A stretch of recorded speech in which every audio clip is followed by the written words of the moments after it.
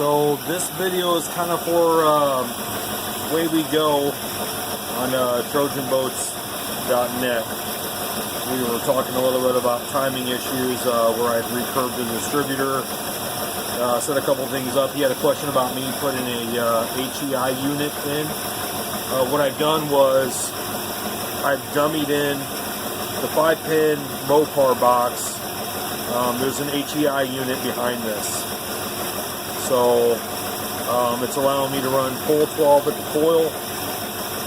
And right now, just a lot of things are kind of weird about the whole Chrysler timing curve issues. It was pretty hard for me to find. So on the post I recently made, I used a 440 Chrysler timing chart, which worked out pretty good for me.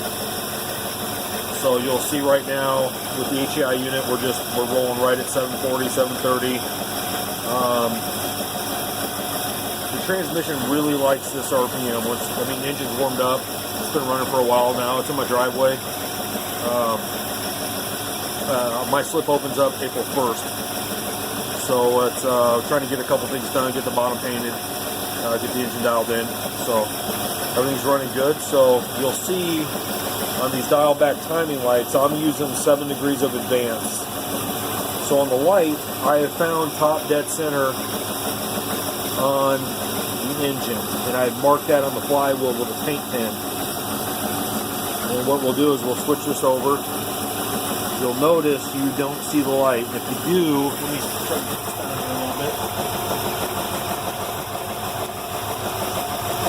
I don't think you can pick up the light on the video. Maybe what I'll do is I'll start advancing the timing light. I like this motor likes 7 degrees of advance.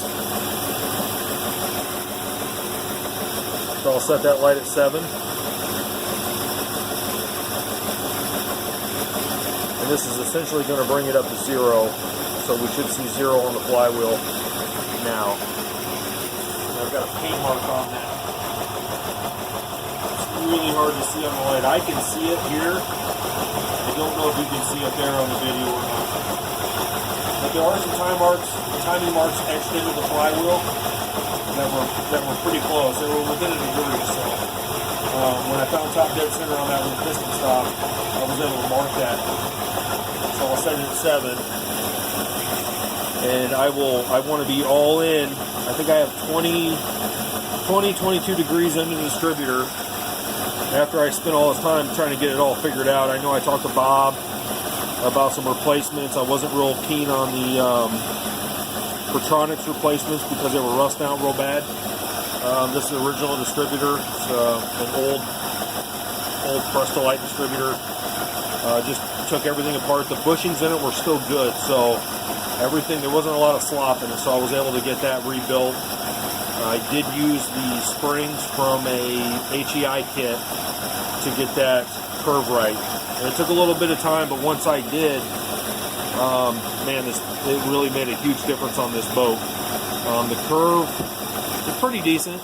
I'm all in at $3,000, 30 degrees advance, so I got 20 in the distributor, plus a 7, or no, 22 in the distributor, and then the 7, so I'm right about 30 at $3,000, so I'm already on plane.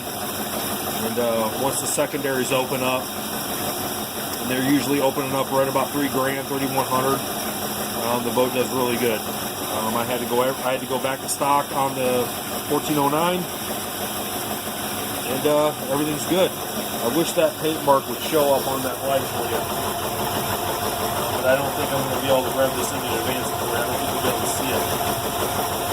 The reason I went with the HEI unit was because I had some downtime in the winter, and I get bored on these projects. So I know what's in there, I know what I did, and the boat's running great. So I'm looking forward to another good boating season. All right, thanks.